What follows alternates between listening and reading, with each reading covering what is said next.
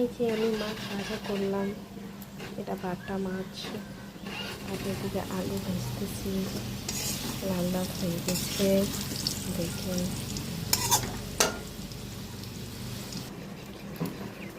এটা টমেটো, এটা ধনিয়া পাতা, ধনিয়া গুঁড়া, এটা মিট মশলা। এটার মধ্যে পেঁয়াজ দিছি, এটার মধ্যে আদা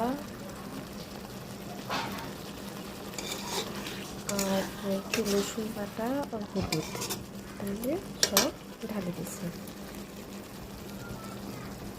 এবং আমি এটা সব দিয়ে মশলাতে ঢাল দিব। এটাকে নড়াচড়া করে দিই। আপনি দেখেন এটা মাছ আমার হয়ে গেছে।